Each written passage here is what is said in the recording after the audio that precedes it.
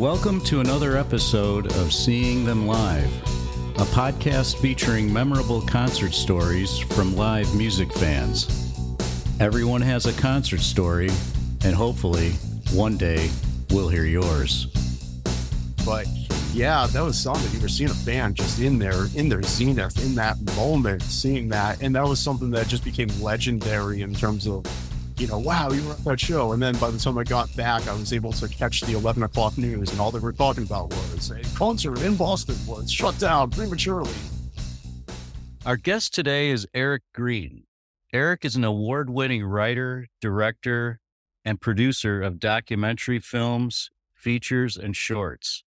His films have screened at film festivals and independent cinemas all over the world, broadcast on television, and streamed online.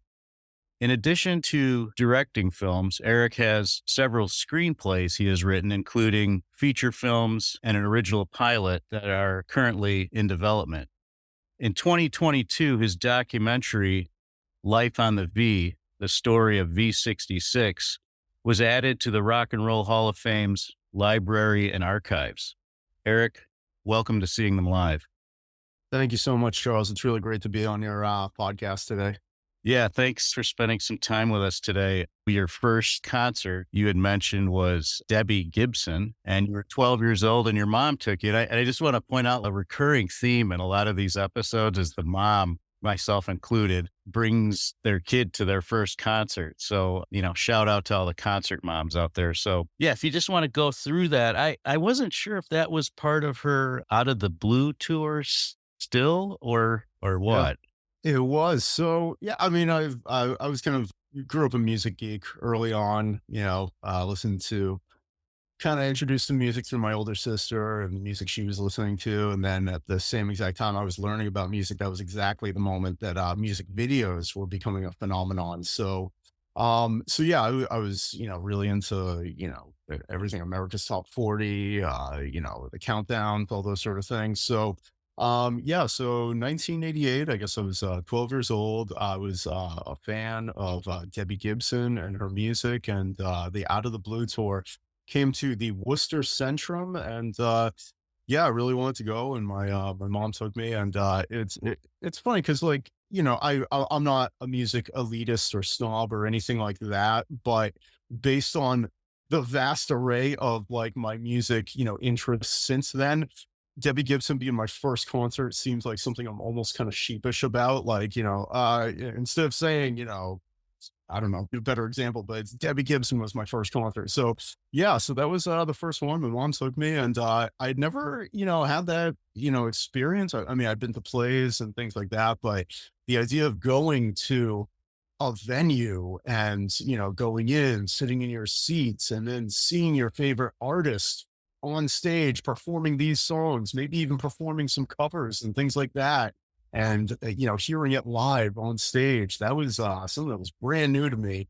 And, like you talk about, parents that bring you, before you actually have your driver's license or you're allowed to take, public transportation by yourself and stuff, you really are kind of in that mom, dad, please take me to this concert. And I'm sure children today with, Taylor Swift or whoever, have that same experience and stuff. But yeah, it's like before you actually are able to drive your own way, a lot of it comes down to who older siblings, neighbors, friends, somebody who has the ability to take you to a concert until you have the means to do so yourself. But yeah, that was the Out of the Blue tour, and she was popular enough that she was headlining, and it was something. I was only 12 at the time, so I didn't really have anything to compare it to. But in the years that followed, then started seeing other live concerts as well and stuff. Yeah, I'm kind of in the same boat. My mom took me to see the Eagles when I was 11, and my parents weren't like big sporting fans and stuff, so I'd never been to a football game, a professional game, baseball. So yeah, when I walked into this arena and just the crowd itself. And then when the music started, it was so loud, I could feel it, the bass and the drums in my body. I was like, oh my God, I was, just blown away as a kid, not have ever, experienced that big of a crowd. And then the music was just, penetrating my body. So yeah, it left quite an impression on me. Eric, we asked you what your best concert was, and people would understand it's hard to choose just one. So you listed a variety of shows in your listings. There was a few Lollapaloozas, and I was wondering if you regularly attended Lollapalooza or it was, just those you mentioned 1991, 1995, and 1996. And 91 was the first Lollapalooza, which I happened to be at that show as well in my hometown. But I was just curious what kinds of things stood out at those Lollapaloozas for you. So, I mean, today, traveling music festivals and even like standalone weekend, or multi-day, music festivals are commonplace. Those are very much things that people, know about and are used to and stuff. But in 1991, Perry Farrell, of Jane's Addiction, he had this vision to bring like a lot of the music festivals he had attended in the UK, specifically the Reading Festival, as like a traveling circus sort of thing to the US. And it had never really been done before. I don't even think the term alternative music was like a buzzword at the time. It was more like, college radio bands or postmodern music or whatever, or underground music or whatever they want to call it. But it was like kind of, bubbling under kind of music. And so he wanted to have like a variety of bands all playing for a certain amount of time throughout the day. I was a huge fan of Living Color, who were on that very first year. So that was really my gateway. It was like, wow, Living Color's going to be there. And I like Jane's Addiction and I like these other bands too. So I should go. So yeah, I mean, and that was also, this was pre-internet. So another thing that was really important to note about that was that was one of those early things where that first year or two, they had a tent with like a lot of booths about information. So like free internet, if you were interested in certain causes or certain, activism, they would have a booth for various ones, whether that was Greenpeace or Rock the Boat or something like that, that you could get, pamphlets on and information about in between bands who were there to see. But the show that I was at in Mansfield, Massachusetts in the summer of 1991, that was Susie from Susie and the Banshees. She was 6. So each of the other bands got to play 15, 20 minutes longer that day that I was there. But yeah, I mean, you had, the Rollins bands with sort of a more of a hardcore sense there. Then you had sort of more, the psychedelic elements of the Butthole Surfers. And then you had Ice-T bringing gangster rap, but then also coming out with his hardcore band, Body Count. And then you had Nine Inch Nails, which were unlike anything up until that time. I mean, I think the whole industrial and electronic invasion was a few years later, but wow, seeing him on stage, that was something. And then seeing Living Color perform was great. Dave Navarro from Jane's Addiction came out and performed on stage with them when they did a cover of Should I Stay or Should I Go by The Clash. So that was pretty awesome. And then Jane's Addiction just really closed the whole show. So that was incredible, just because you felt like you were seeing something before this alternative revolution was about to start. And then by the time I went again in 1995, by that point, it was really like kind of a tastemaker festival. So in 95, went back to Mansfield, saw that was the year that both Hole and Sonic Youth were headlining that day, and loads of other great bands. Beck was early in the day, Mighty Mighty Ballstones, Elastica, Cypress Hill, Pavement. And then there was a side stage. So that was another thing, having multiple stages so you could pick and choose. I'm going to go see this band on this stage because I'm more a fan of them than that, or try to run over in between the two or something. So yeah, I think Moby was on one of the side stages, a few others. So yeah, that was such a great day seeing that. And then actually a few months later, Spin Magazine had this story about Lollapalooza where they had a giant photograph that I believe it was Patty Chamel or Melissa Offermar, one of the members of Poll, took of the audience from the stage. And so I was so excited. I got a magnifying glass out and I could actually detect where I was in that crowd during their set. I was almost like Steve Martin in The Jerk. I exist. Look at me.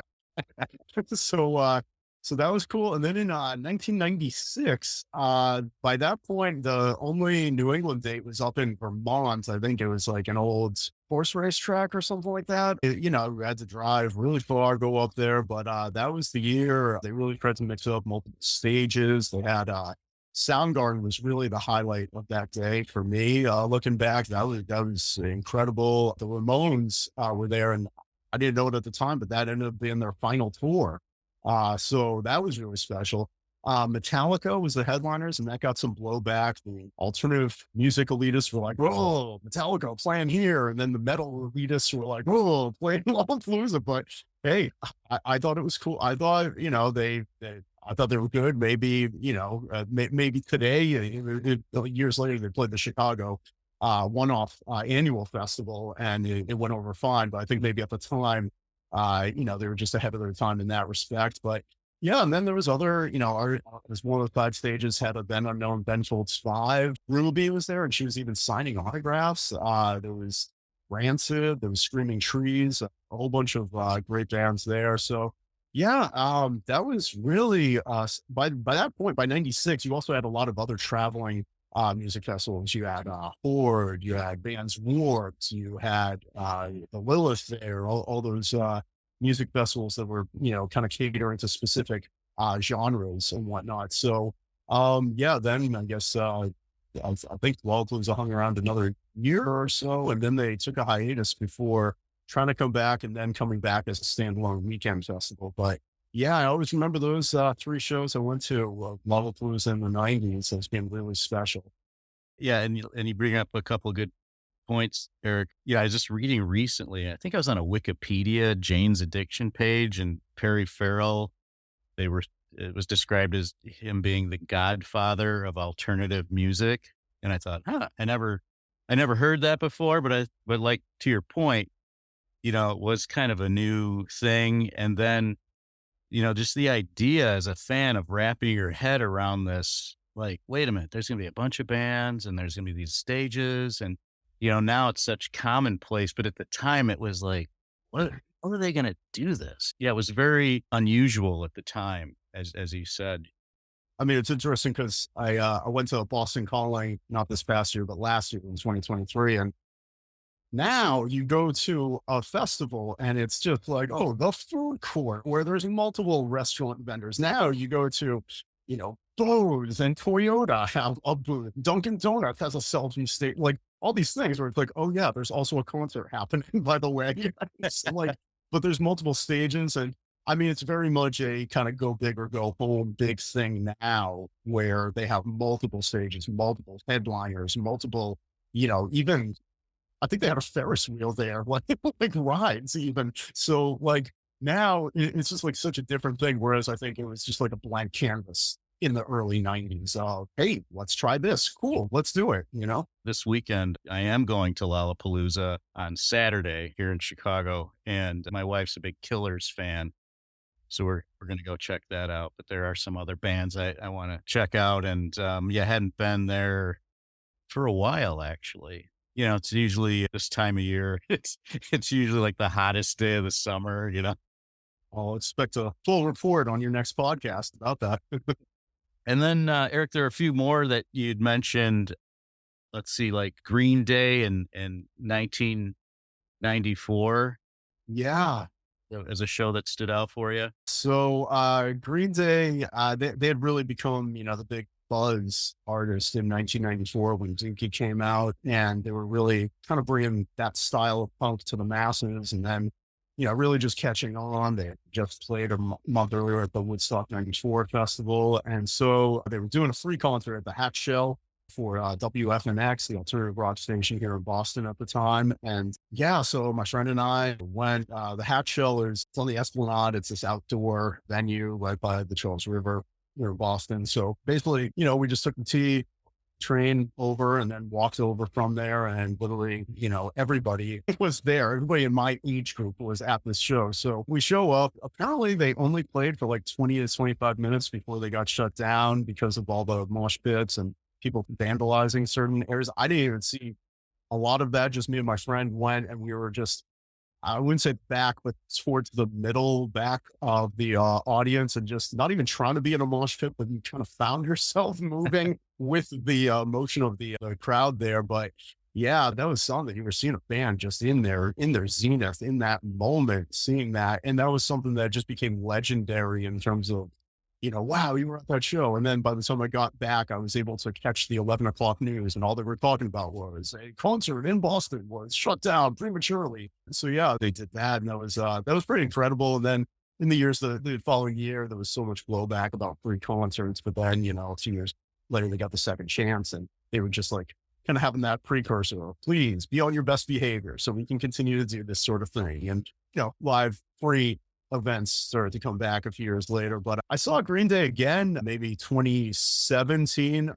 Ironically, it was on St. Patrick's Day, so everybody was wearing green, even regardless that day. And that was a really fun show. By that point, they were, in an arena, a full band, and really having a robust catalog as well. But yeah, I always remember that early show when they were just full of energy before getting shut down. Yeah, that sounds like a special show for sure. Like you said, legendary. And then you had also listed you've seen Aerosmith many times. With your proximity to where they're from, is that because of that, or you happen to see them a lot over the years, or what's behind that? Yeah, I mean, I grew up, I've always been a big fan of theirs. And, especially as you're young and learning about music, it's like, wow, they're actually from here and they still live here. That's so cool. So, first time I saw them was in 1990 in Mansfield, Massachusetts. They were part of the Pump Tour. Black Crowes were the opening act on that show. Yeah, and then in the years that followed, I saw them a whole bunch of times. Sometimes at outdoor sheds, sometimes at arenas. I saw them at the Fleet Center in Boston, where that was a New Year's show going 1997 into 98. And then the last time I saw them, I believe, was 2012. There was a big plaque unveiling outside of their old apartment on Commonwealth Avenue.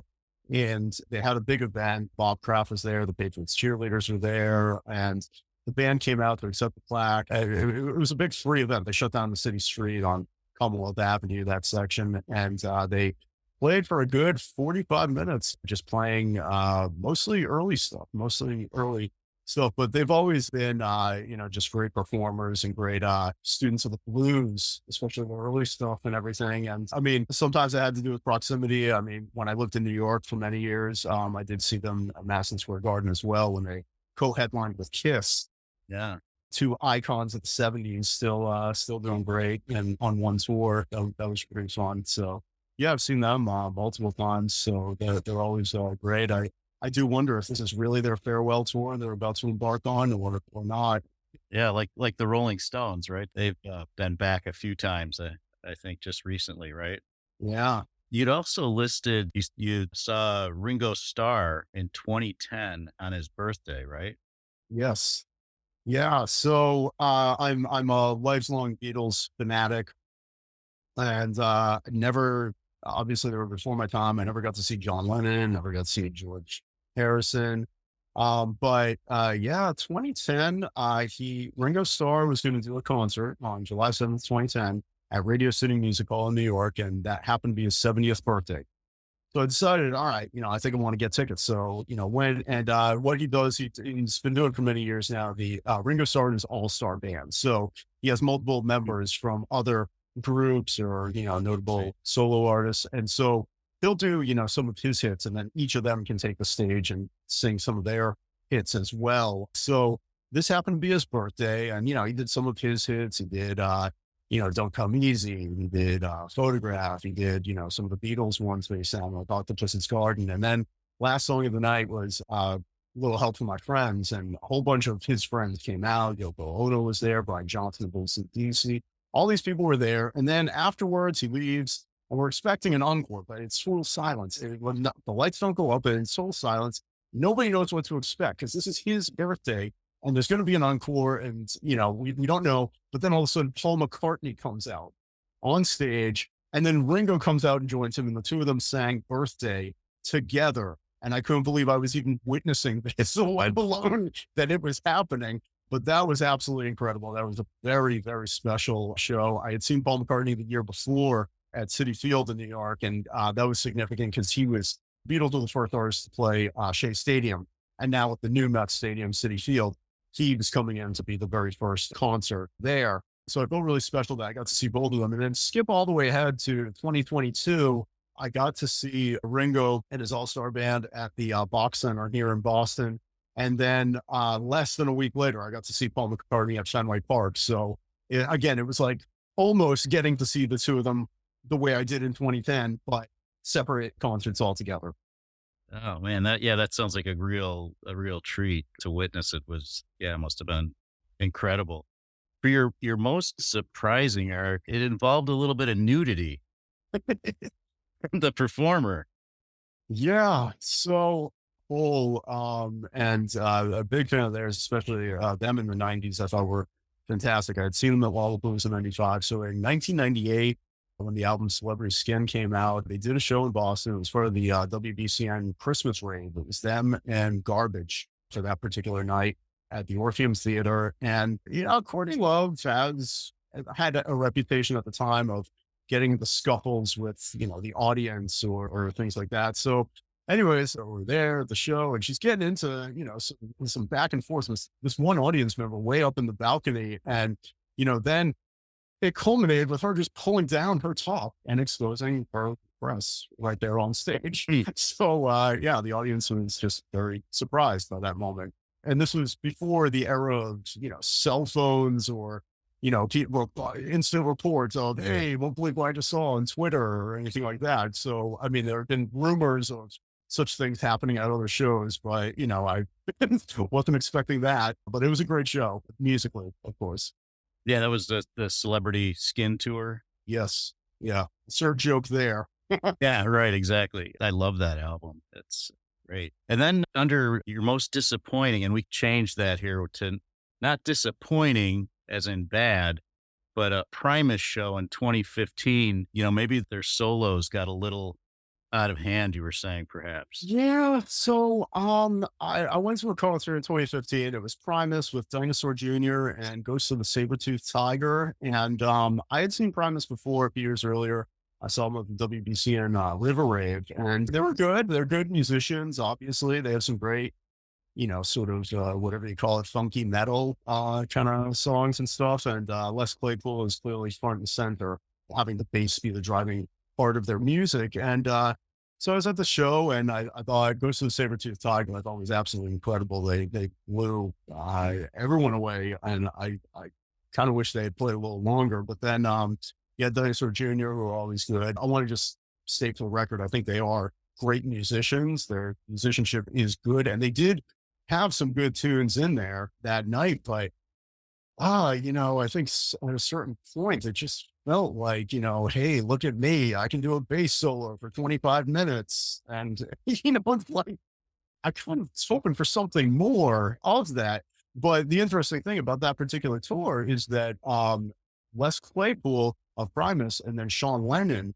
of the Ghost of the Saber-Toothed Tiger ended up becoming friends and started their own group, the Claypool Lennon Delirium. And a few years later in 2019, I saw them when they played the House of Blues. And I think that was absolutely incredible seeing them because I think both of them were really bringing their kind of surreal musical sensibilities to each other. And I thought that was really good. But yeah, maybe just the particular night, the particular songs, that was a little bit of a disappointment. Just that I think I wanted something a little bit more surprising from that particular show.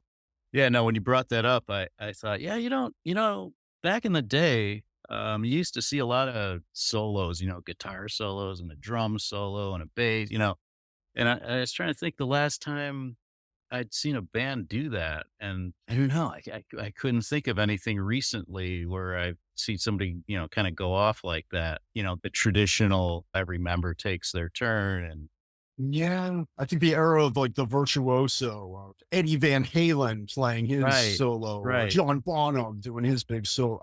That's kind of, lessened in recent years, but certainly the bassist having a bass solo for that long is kind of diminished even more so. But, obviously I like a good solo. I like a good show off moment in the middle of the show where the other guys take a break. Exactly. Yeah, definitely. What I wanted to touch on next were, I'll call them keepsakes. So you had talked about this Foo Fighters 2015 Fenway Park concert T-shirt. You like that shirt? Yeah, I just saw Foo Fighters for the 13th time just a few weeks ago. They played Fenway Park, but this was the first time they had played Fenway Park in 2015. So Dave Grohl, just a few weeks earlier, had the famous story of him breaking his leg when he was doing a show overseas. So he finished out this tour while sitting in this giant throne, just playing guitar instead of running around on stage. But yeah, that was really an exciting show. And I think, you know, Fenway Park wasn't always a concert venue. I think it wasn't. I think there was a few shows, some shows there back in the 70s, and then it kind of simmered for a long time until like the 2000s. They started to bring concerts back there. So it's obviously a big deal to play a show there. And I think a lot of musicians who come there respect that in a big way. So when the Foo Fighters did a show, I bought this t-shirt where it was like kind of like the Green Monster. It was kind of like the lettering and everything looked like Yeah. Boston Red Sox, but it was Foo Fighters. I'm kind of kicking myself because was it the second time? 2018 at their merch booth, they had like bobbleheads that were supposed to be like baseball players, but it was all the heads of Okay. the band members. So you Yeah. buy like a whole, I mean, whatever it was, over $100. But then a few weeks later, the Red Sox won the World Series. And then on Twitter, they said, "Hey, congratulations on winning the World Series," with a picture of their little bobbleheads and stuff. But yeah, that particular shirt, I hang on some t-shirts until you can't. That particular one, I think was kind of really special because you definitely weren't going to find it just anywhere. Yeah, I looked at it online. You're right. It has like this vintage baseball kind of look to it. What it made me think of too, Eric, was like some of the recent shows I've been to, a lot of bands are catering to the venue rather than having like the back of the shirt listing the 25 cities they played. Like I just went to see the Black Pumas not too long ago at the Salt Shed in Chicago, and they were there for 3 nights, and they had like this Bulls inspired Black Pumas t-shirt, what, like the three-peat from the Bulls, but it was Black Pumas. Yeah, I've just seen more of that. Like with The Cure, I bought this poster a couple years ago at the United Center, and it had like Chicago on it, and it was very specific to the venue and that date, which I think makes it more collectible or just makes you want to maybe buy that rather than the generic, tour shirt that you see a lot of times. Absolutely. Yeah. And that kind of stuff was totally sold out too when you after the warm up band, they were like all that stuff was gone. So it seems to be a good way to move merch. Under your keepsakes again, you have a number of backstage passes, and I wanted to segue into your blog, which is called Green's Party, after your last name, obviously. You acquired a number of these backstage passes, maybe not all of them, but as a result of doing concert reviews, which you feature on your website, Green's Party. And so if you want to just chat about that for a bit.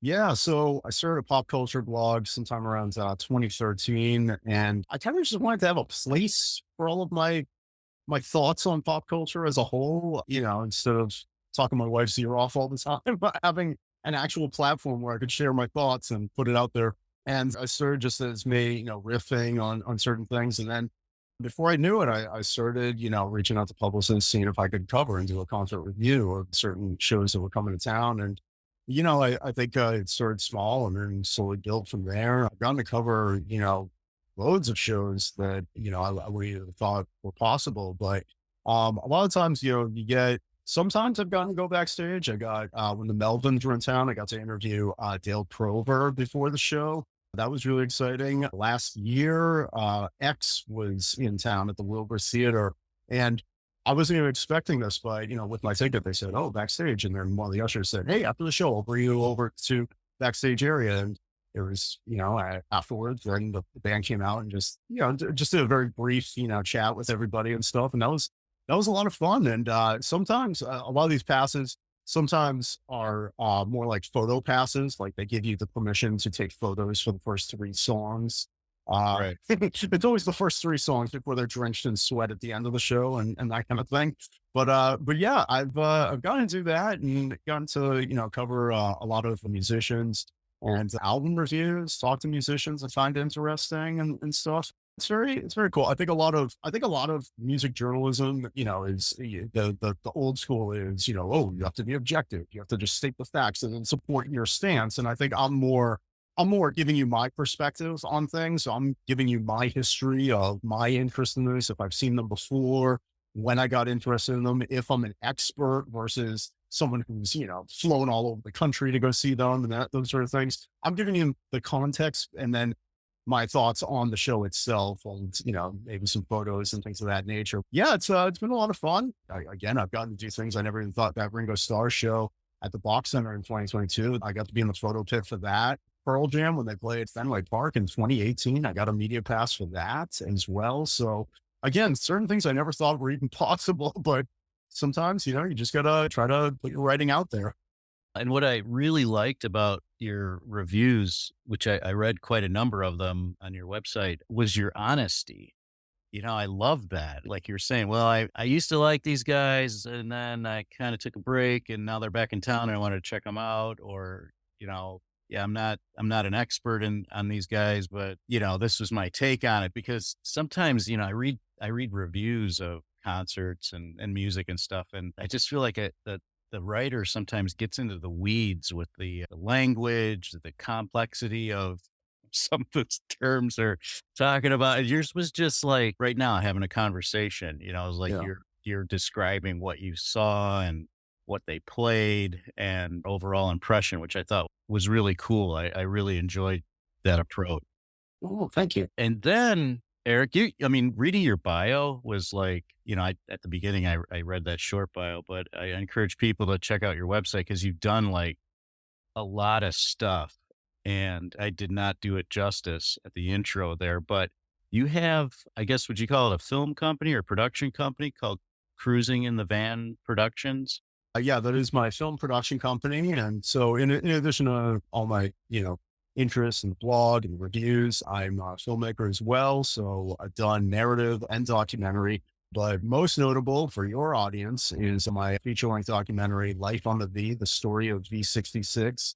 So it's a documentary about a short-lived music video TV station that was on in Boston in the 1980s at exactly the moment when cable penetration was just starting to come through in New England, maybe 30 to 35%.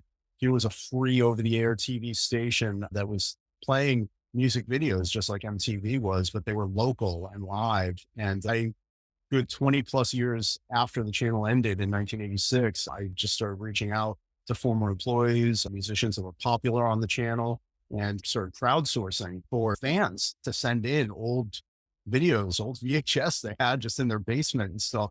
So I put this together and, we played film festivals, played independent cinemas. It's been added to the Rock and Roll Hall of Fame's library and archives and the Paley Center's permanent collection as well. And we've done some screenings actually in Chicago, the Museum of Broadcast Communications. It's in their permanent collection as well. And yeah, no, I've gotten like we're sitting here talking about music. Some of these people I remember seeing their videos, and then I'm sitting across from Greg Hawkes of the Cars, or Danny Klein of the Jay Giles Band, or any number of music members of the Del Fuegos, members of Extreme. People that I was a fan of back in the day, and now I'm sitting there talking to them about music. That was really exciting. Yeah, and what was interesting was like how they also promoted local bands. So bands that would never have a shot at all of getting on MTV were able to get on V66. And I love the way it starts out with the guy, John Garabedian. Garabedian. Yeah. He, he says there were two problems with MTV. Problem one, they were only on cable, which you mentioned. Boston, only it's like 30% of the population could get cable at that time. And problem number two, I thought they sucked. And he's like that. He's a very straightforward guy, but everybody from the documentary that, worked for him, they loved working there. It was a really cool atmosphere. They were all bummed out when it ended. But yeah, his very straightforward, direct approach to chatting with you, I would imagine, right? You were interviewing him. I thought was hilarious.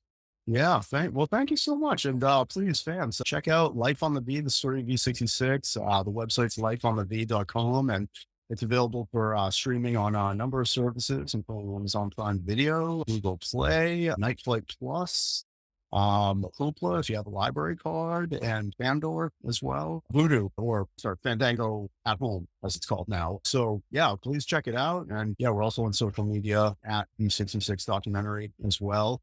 And yeah, my own website, cruisinginthevan.com, for other films I've done as well. One of those cool things is a very quick story. Back in, I'd seen Letters to Cleo, the Boston band, a number of times. One of the best was in 1996. I saw them and they brought out Greg Hawkes of the Cars to perform some Cars covers with them on stage at Avalon.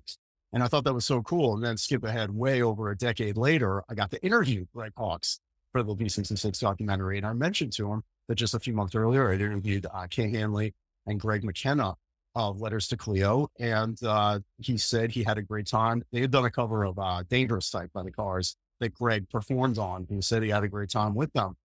And then skip all the way ahead to 2019. Letters to Cleo did their annual show at Paradise in 2019. And this was like a month or two after Rick Ocasek of the Cars had passed away. And so Greg Hawkes came out and played a number of songs, like 3 or 4 songs with them. And I thought that was just such a special moment in Boston music history, let alone music history, to see that kind of tribute to Rick Ocasek right there. But yeah, getting to talk to a lot of people, especially, I mean, music videos are still around now. It just exists in the, more YouTube format and whatnot. But the music video TV channel was really exciting at the time in the 80s.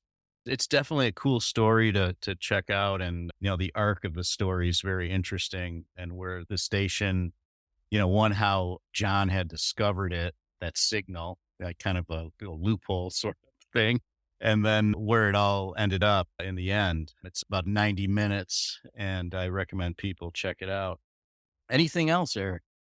This has been really awesome. I've been to Chicago before. I definitely would love to catch some shows there. Maybe you can point me to some cool venues, or obviously you mentioned Lollapalooza coming up soon. In terms of plugging, please check out cruisinginthevan.com, my film company, or Greens Party, my blog, greensparty.tumblr.com, and the documentary Life on the V, the story of V66, so lifeonthev.com. I think it's so cool, you exploring all different concert experiences. Is there going to be some, I don't know, aggregator at the end of a season, or this many people said, this was the best one, or something of that nature? That's a good idea, Eric. I don't know. Yeah, maybe we'll have to think about that one. Yeah, that would be interesting. Yeah, just curious how mine stacks up to someone else's, or something like that. Yeah. Everybody's given the same answer on one question or something like that. Well, everybody talks about, like I said, their mom taking their first concert for the most part. And then that Prince was their best concert.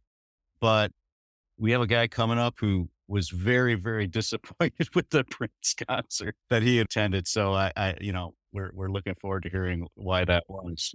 Can't speak for every Prince tour, but the one time I saw him was in 2010. He did a whole residency at Madison Square Garden. He did a good 18 shows in 1 month, and I got to see him, and that was truly incredible. By that point in time in his career, just so many hits and everything, and just such musicianship. Yeah, so no surprise that that's a common answer people give.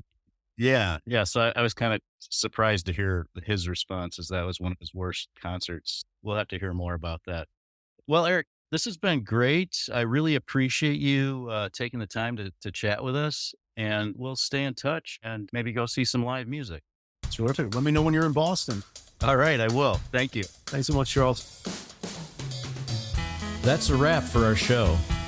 I want to thank today's guests for sharing their concert stories with us. Make sure to check out our show notes at seeingthemlive.com for links to websites, photos, and other artifacts mentioned in the show. I also want to thank my producer, Doug Florzak. The theme music for the show was composed by Doug and is featured on his album, Flagstone.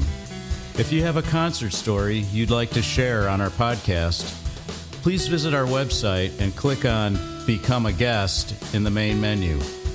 Then fill out the form and click the Submit button. If you seem like a good fit for the show, we'll contact you via email. I guess it's time to head for the exits. We'll see you next time on Seeing Them Live.